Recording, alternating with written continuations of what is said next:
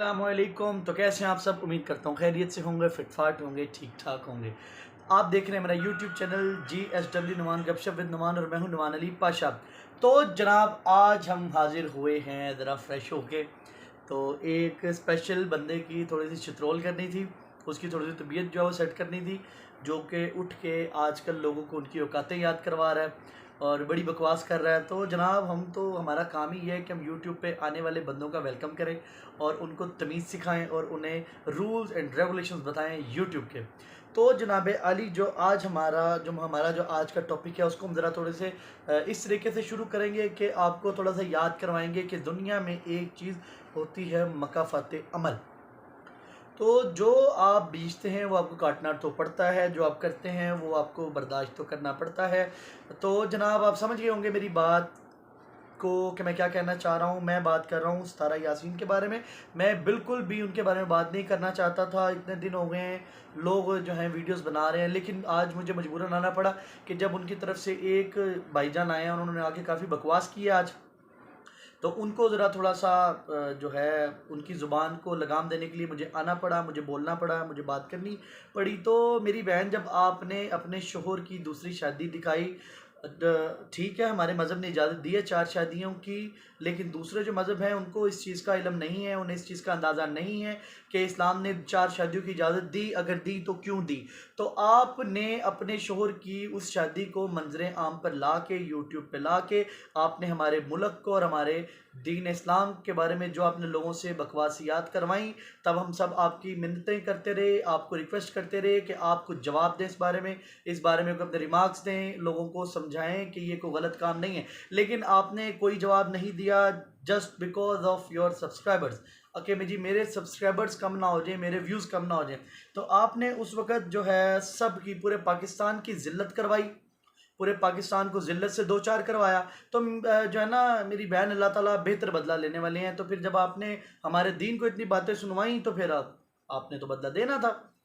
तो फिर देखिए, मैं बिल्कुल भी खुश नहीं हूँ, मुझे बहुत अफसोस है, क्योंकि सबकी बेटियां, सबकी जो मतलब इज्जत सबकी बेटियों की इक्वल होती है। ये जो काम हो रहा है ये बहुत गलत हो रहा है। ये जो भी काम था इसे आपके घर की चार दीवारी के अंदर तक रहना चाहिए था।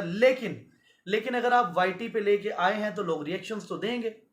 जब आप वाईटी पे हर चीज़ अपनी लेके आएंगे, अपना खाना पीना, उठना बैठना और ऐसे आपके स्कैंडल्स, तो मेरी बहन, लोग बातें तो करेंगे, बातें तो सुनाएंगे लोग। तो अगर आप कहें कि आप लोगों को डरा के, धमका के आप उनकी ज़ुबान बंद करवा देंगे, तो ये आपकी सोच है। यहाँ पे लोग गवर्नमेंट के खिलाफ, रियासत के खिलाफ बोलने से बाज नहीं आते। रियासत उनका कुछ नहीं कर सकती, तो आप तो कुछ भी नहीं है, आप तो आटे में नमक भी नहीं उनके सामने।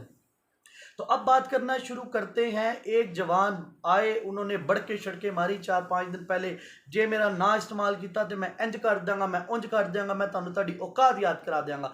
मैं जनाब पहले जो ना आपको आपकी थोड़ी सी औकात याद करवाऊँ, फिर मैं आपके अल्फाज आपको सुनाऊंगा, फिर आगे से एक फ़नी, क्योंकि हमने जो है रोस्टिंग करनी है मज़े के साथ, इंजॉय करके फ़नी तरीके से।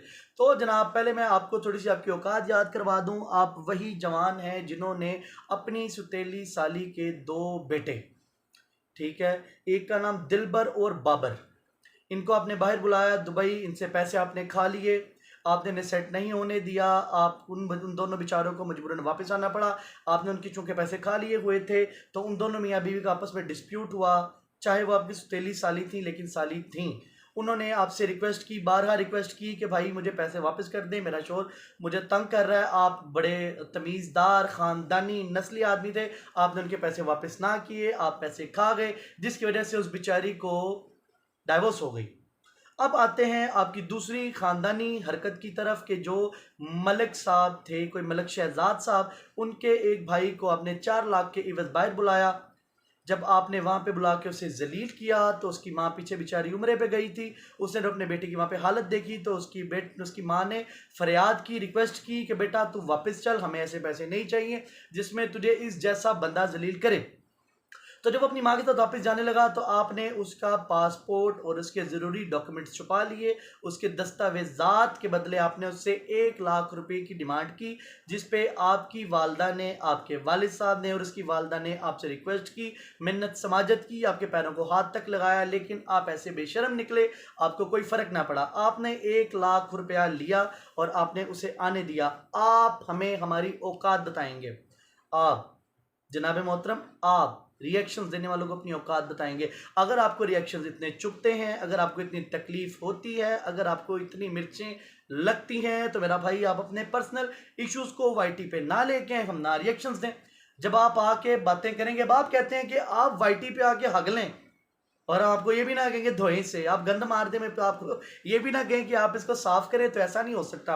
आप हमें औकात याद कराएंगे वो बंदा, देखे स्कैंडल सच्चा है या झूठा, स्कैंडल स्कैंडल होता है। आप अपनी साली के साथ स्कैंडल में मशहूर हुए, ठीक है। अगर कोई इंसान का बच्चा हो तो सालियां भी बहनें होती हैं, सालियां भी आपकी बेटियों की तरह होती हैं। अगर कोई इंसान का बच्चा नस्ली हो तो आप हमें औकात याद कराएंगे कि आपका स्कैंडल पूरी दुनिया में मशहूर है। आपको गैरत करनी चाहिए, आपको तो चाहिए आप वाईटी पे आई ना, आप कुछ खाएं, आप नहर में छलांग मार लें, आप कुछ खाएं, आप बेहोश हो जाएं, आपको होश आए को 2-3 साल बाद जब ये सारे मामला खत्म हो गए हों, ठीक है। अभी मैं कुछ अनाउंस नहीं करता कि मैं किसे सपोर्ट करूंगा, क्योंकि मैंने सोचा था कि मैं जो है सितारा यासीन को सपोर्ट करूंगा, लेकिन मैंने एक इंटरव्यू सुना है, सितारा यासीन के जो शोहर हैं उनका छोटा भाई है कोई नदी खालिद मीन, उनका इंटरव्यू सुना है जिसमें उन्होंने सारी बात क्लियर कर दी है कि किसकी गलती है। और थोड़ी देर में, मतलब कुछ दिनों में सारा मामला मंजरेआम पे आ जाएगा।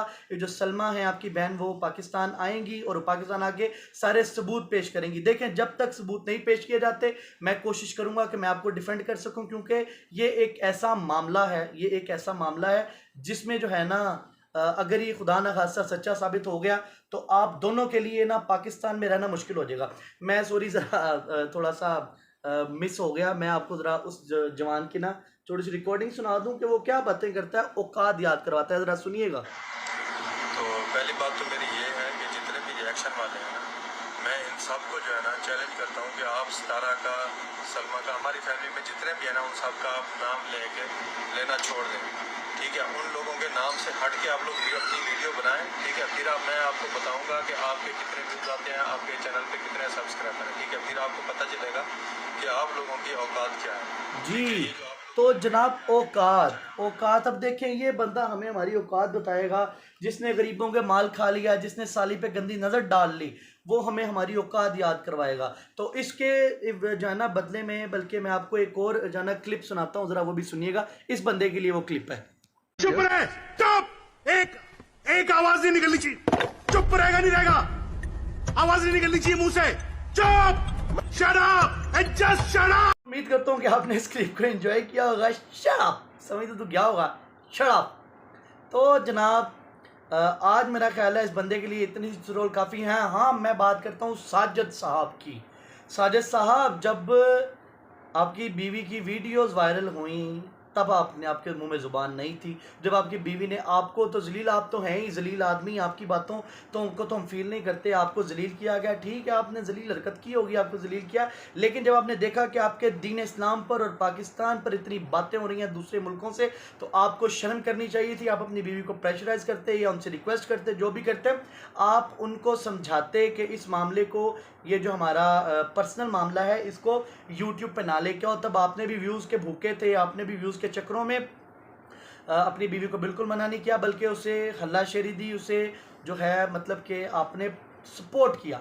तो जनाब, अब आपको क्यों इतनी तकलीफ़ हो रही है, अब इतनी आपको क्यों आग लग रही है कि नहीं जी, नहीं इल्ज़ाम लग रहे ने, ज़्यादती हो रही है।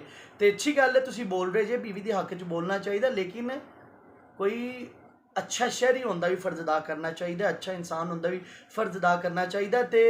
तो ਜਿਹੜਾ कुछ शक पै रहा ना, वो तो यह है कि सारे कांड के पिछे तुसी ये सामने आ लेंदे हो। इंशाल्लाह ही तुहाडा ਜਿਹੜਾ ना इत्थे यूट्यूब ते रहना तुहाडा मुहाल कर देंगे। तुहानूं इंशाल्लाह हर पासे छित्र वजणगे जो जिहियां तुहाडीआं हरकतां ने।